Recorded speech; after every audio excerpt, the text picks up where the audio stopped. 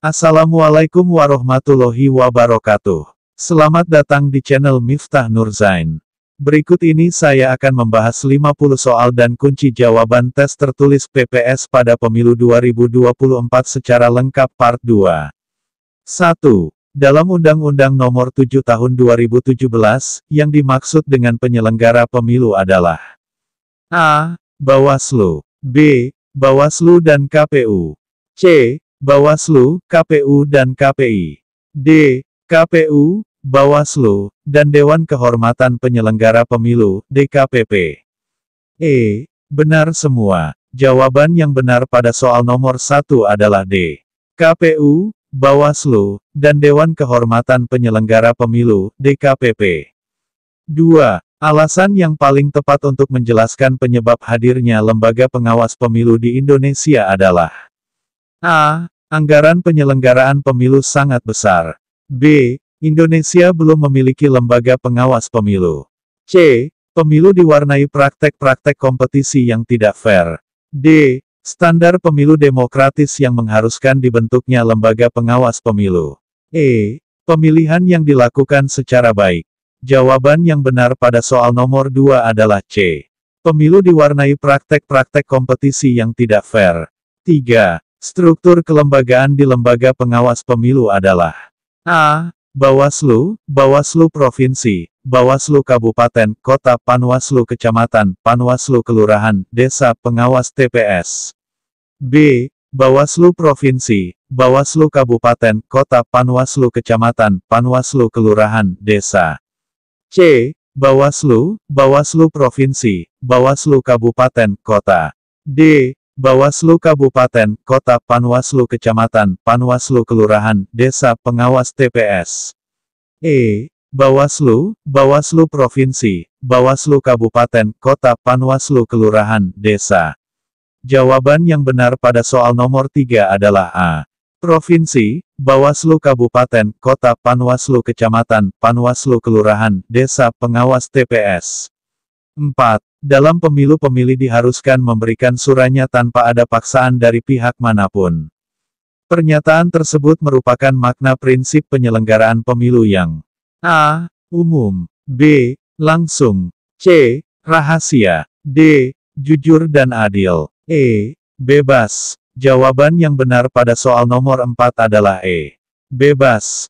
5. Di bawah ini adalah indikator pemilu demokratis, kecuali A. Penyusunan kerangka hukum. B. Hak memilih dan untuk dipilih.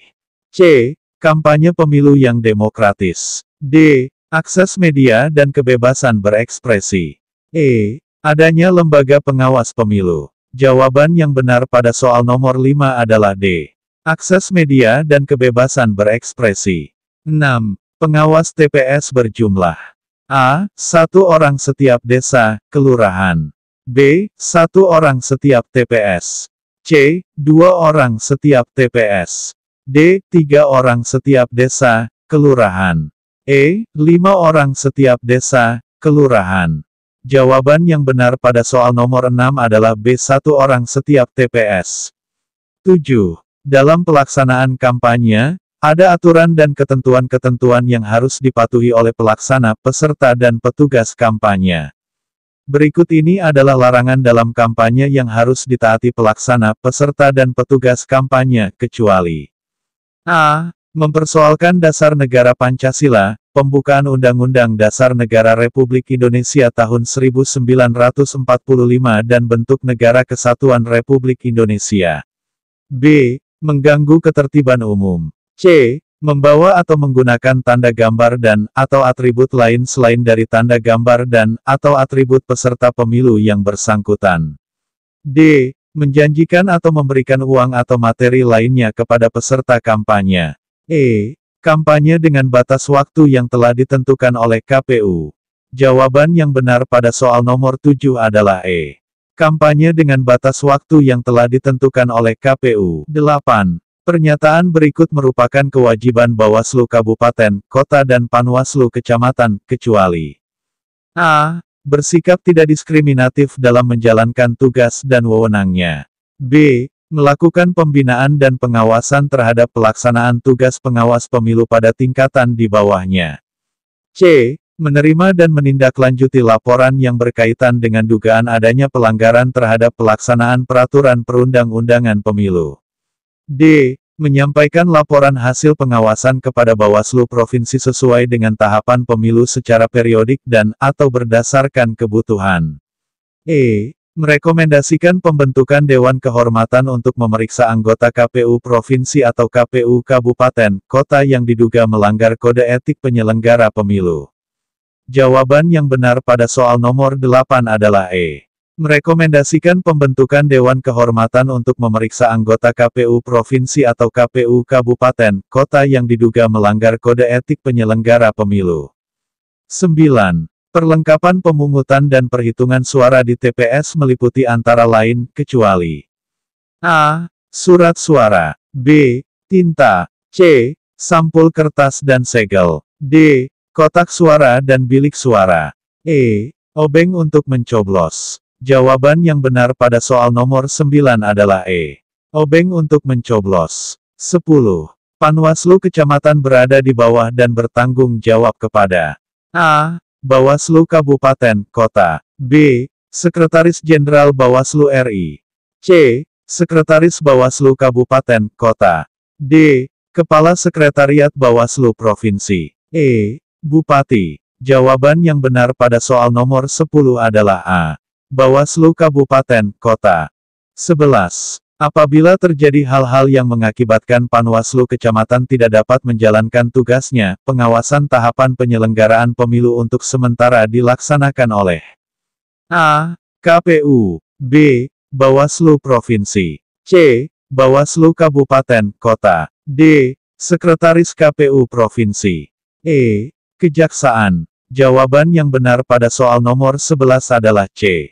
Bawaslu Kabupaten, Kota. 12. Pengawasan pemungutan suara di TPS dilaksanakan oleh A. Pengawas TPS, B. Panwaslu Kelurahan, Desa, C. Panwaslu Kecamatan, D. Bawaslu Kabupaten, Kota, E. Sukarelawan. Jawaban yang benar pada soal nomor 12 adalah A.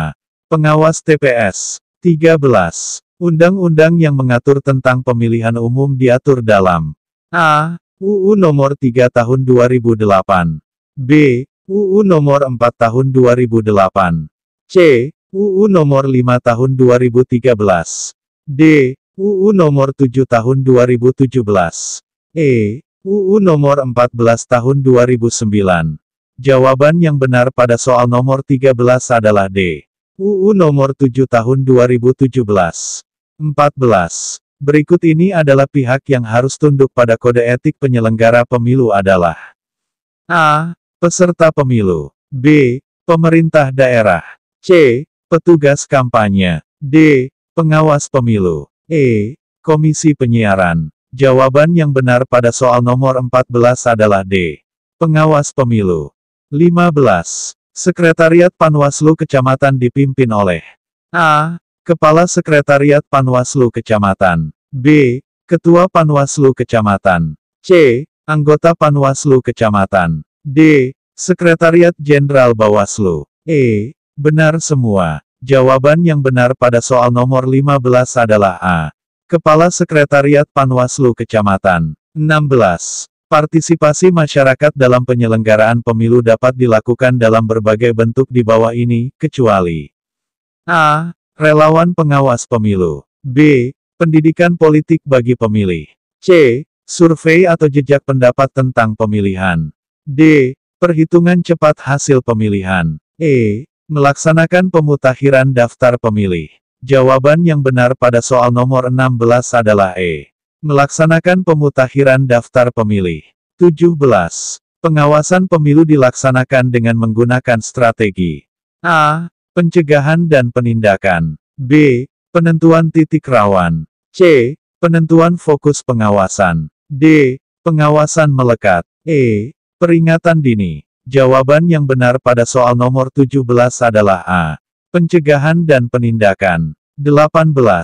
Pencegahan pelanggaran pemilu yang dilakukan oleh penyelenggara pemilu difokuskan pada A. Ketidaktepatan waktu pada proses pelaksanaan setiap tahapan pemilu sesuai jadwal yang telah ditentukan.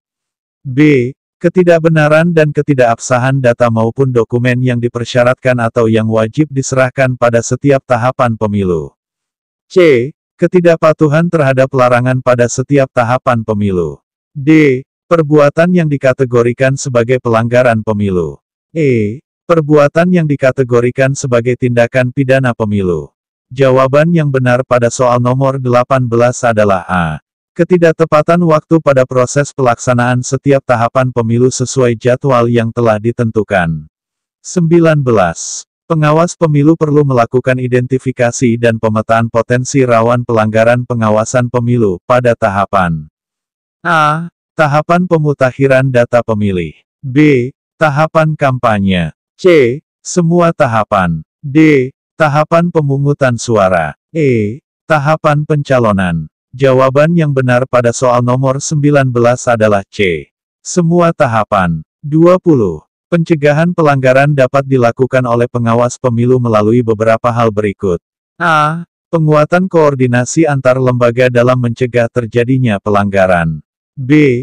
Peningkatan kerjasama antar lembaga. C. Peningkatan transparansi pelaksanaan pemilu. D. Peningkatan pelaksanaan pemilu. E. Semua benar akuntabilitas. Jawaban yang benar pada soal nomor 20 adalah E. Semua benar akuntabilitas. 21. Hasil kegiatan pengawasan pengawas pemilu dituangkan dalam A. Formulir model A. B. Formulir model B. C. Formulir model C. D. Formulir model D. E. Formulir model B dan C. Jawaban yang benar pada soal nomor 21 adalah A. Formulir model A. 22. Potensi kerawanan dalam pendaftaran pemilih, kecuali A. Pemilih ganda. B. Pemilih berumur 17 tahun. C. Pemilih fiktif. D. Anggota Polri aktif. E. Anggota TNI aktif. Jawaban yang benar pada soal nomor 22 adalah B. Pemilih berumur 17 tahun. 23. Fokus pengawasan dalam pelaksanaan tahapan pendaftaran pemilih yang paling tepat adalah A. Akurasi data pemilih. B. Pelibatan RW. C. Pelibatan RT. D. Pelibatan tokoh masyarakat. E. Akurasi data penduduk. Jawaban yang benar pada soal nomor 23 adalah A. Akurasi data pemilih. 24. Pemilihan umum dilaksanakan pada A. Tanggal 15 April tahun 2019. B. Tanggal 16 April tahun 2019. C. Tanggal 17 April tahun 2019. D. Tanggal 18 April tahun 2019. E. Tanggal 19 April tahun 2019. Jawaban yang benar pada soal nomor 24 adalah C. Tanggal 17 April tahun 2019. 25. Di bawah ini merupakan asas-asas penyelenggara pemilu, kecuali A. Jujur. B. Tertib penyelenggara pemilu. C. Kepentingan umum. D. Ketokohan. E. Profesional. Jawaban yang benar pada soal nomor 25 adalah D. Ketokohan. 26. Pancasila sebagai intisari dari nilai-nilai yang dimiliki oleh bangsa Indonesia merupakan pengertian Pancasila sebagai A. Ideologi terbuka. B. Sumber dari segala sumber hukum. C. Dasar negara. D. Pandangan hidup. E. Benar semua. Jawaban yang benar pada soal nomor 26 adalah D. Pandangan hidup. 27. Sidang BPUPKII diselenggarakan di Jakarta yang membicarakan A. Dasar filsafat negara Indonesia merdeka. B. Lagu kebangsaan Indonesia Raya. C. Rancangan UUD. D. Pelaksanaan proklamasi kemerdekaan Indonesia. E. Benar semua. Jawaban yang benar pada soal nomor 27 adalah A. Dasar filsafat negara Indonesia merdeka.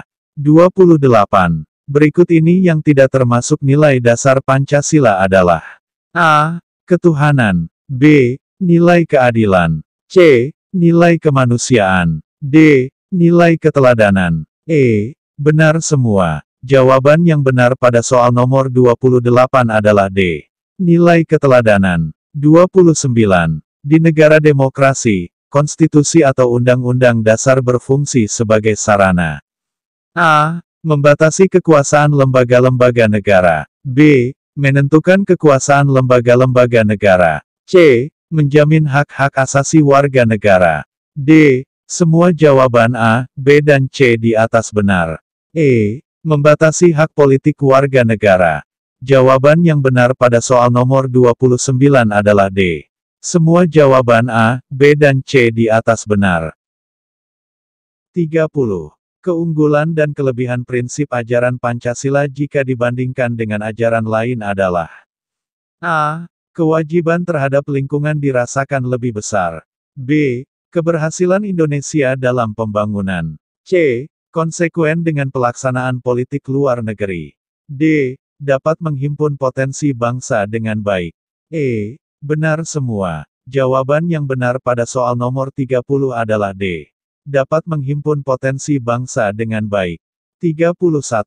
Contoh pengamalan nilai-nilai Pancasila sesuai sila ketiga yaitu A. Menyelesaikan permasalahan dan perbedaan melalui musyawarah.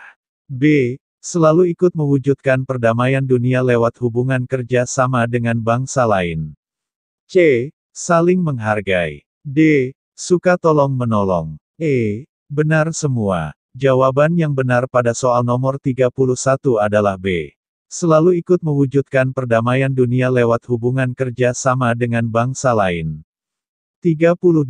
Bagi bangsa Indonesia Bhinneka Tunggal Ika merupakan A.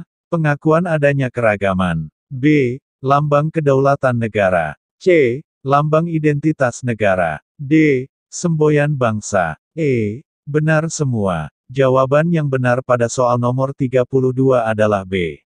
Lambang kedaulatan negara. 33. UUD 1945 mengandung pokok-pokok pikiran berikut, kecuali A. Persatuan. B. Internasionalisme. C. Keadilan sosial. D. Ketuhanan yang Maha Esa. E. Benar semua. Jawaban yang benar pada soal nomor 33 adalah A.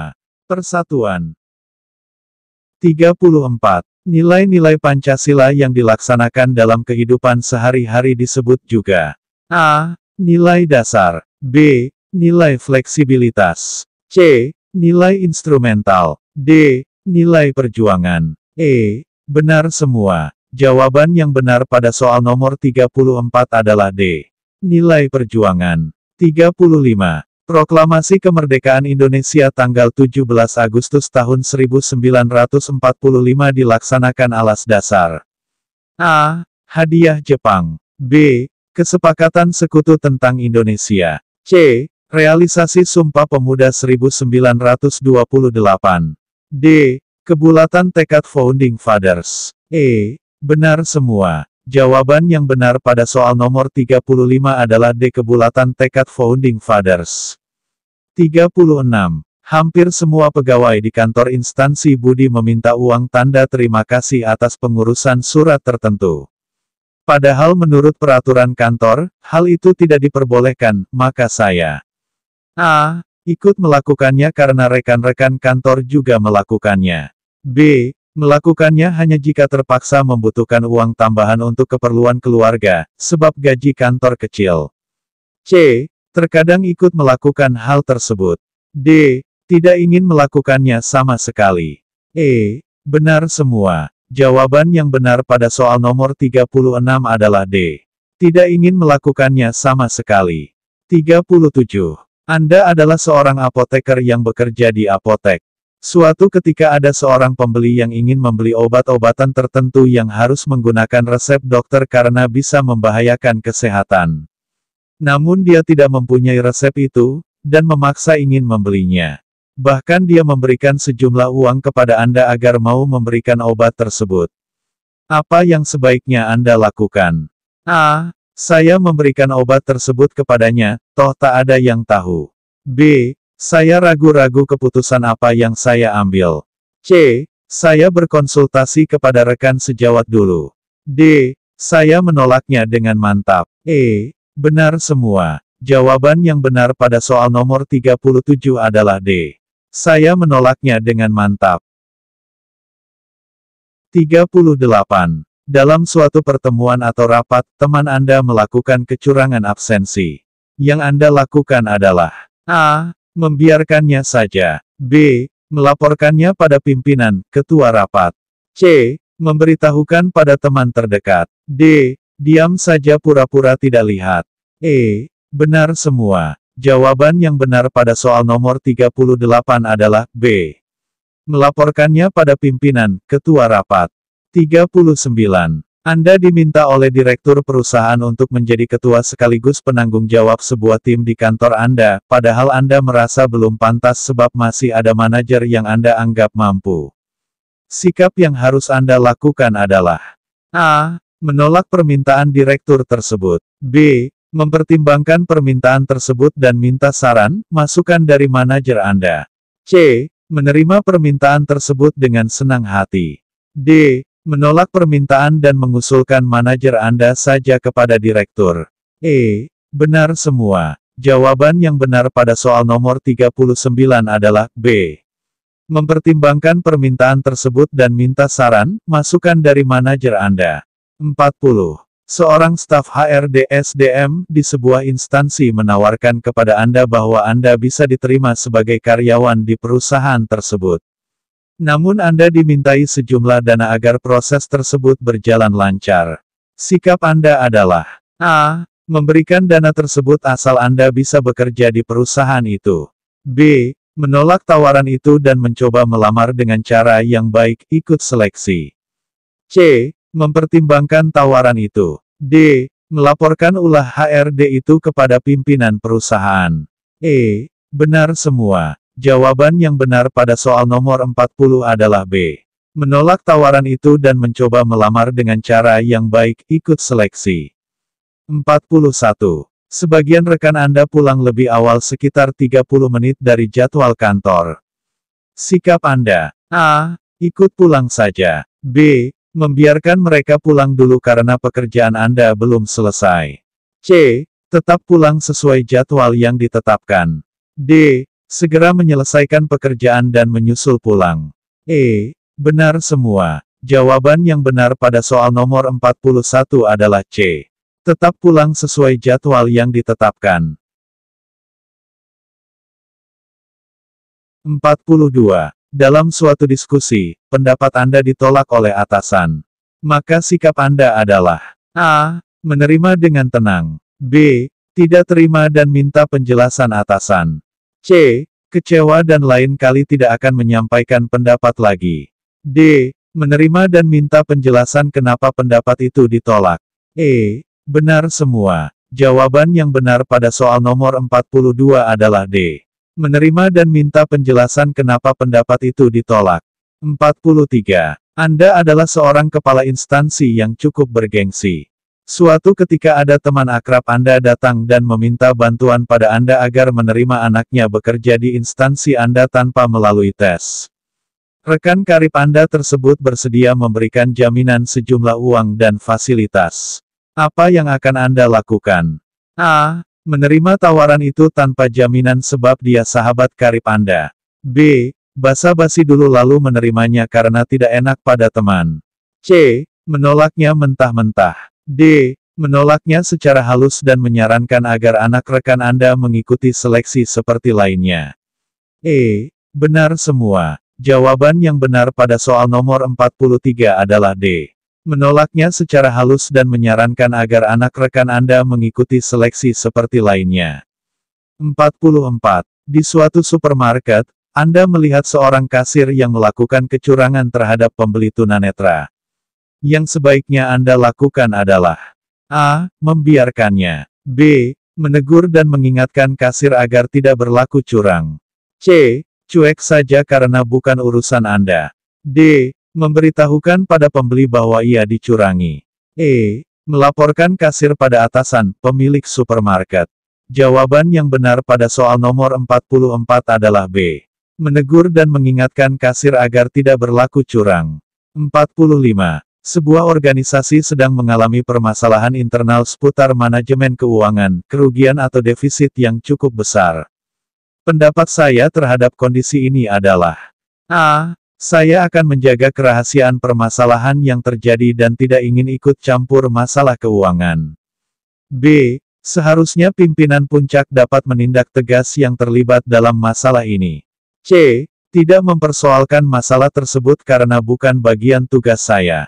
D. Perlu menjelaskan permasalahan kondisi keuangan perusahaan kepada seluruh jajaran organisasi agar dapat mengevaluasi kembali rencana pembelanjaan.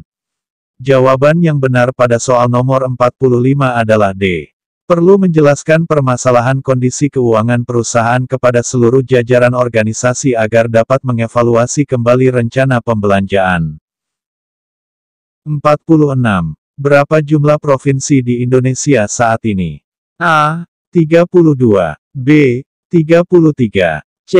34, D. 35, E. 36. Jawaban yang benar pada soal nomor 46 adalah C. 34. 47. Berapa jumlah anggota Bawaslu RI? A. 3 orang, B. 4 orang, C. 5 orang, D. 6 orang, E. 7 orang. Jawaban yang benar pada soal nomor 47 adalah C. 5 orang. 48. Landasan konstitusional hukum tata pemerintahan Indonesia adalah: A. UUD 1945, B. Pembukaan UUD 1945, C. Pancasila, D. Proklamasi tanggal 17 Agustus tahun 1945. E. Benar semua. Jawaban yang benar pada soal nomor 48 adalah A. UUD 1945. 49. Rumusan Pancasila terdapat dalam Undang-Undang Dasar 1945 yang ditetapkan tanggal A. Tanggal 15 Agustus tahun 1945. B. Tanggal 16 Agustus tahun 1945. C. Tanggal 17 Agustus tahun 1945. D. Tanggal 18 Agustus tahun 1945. E. Tanggal 19 Agustus tahun 1945. Jawaban yang benar pada soal nomor 49 adalah C. Tanggal 17 Agustus tahun 1945. 50. Berikut ini yang tidak termasuk dalam 4 pilar kebangsaan adalah: A. Pancasila, B. Bhinneka Tunggal Ika, C. Keadilan sosial bagi seluruh rakyat Indonesia, D. Undang-Undang 1945, E. Benar semua. Jawaban yang benar pada soal nomor 50 adalah C. Keadilan sosial bagi seluruh rakyat Indonesia. Demikian pembahasan 50 soal dan kunci jawaban tes tertulis PPS Pemilu tahun 2024. Semoga bermanfaat dan bisa menambah wawasan tentang kepemiluan. Semoga kalian yang ikut mendaftar PPS bisa lulus semua. Amin. Saya akhiri. Wassalamualaikum warahmatullahi wabarakatuh.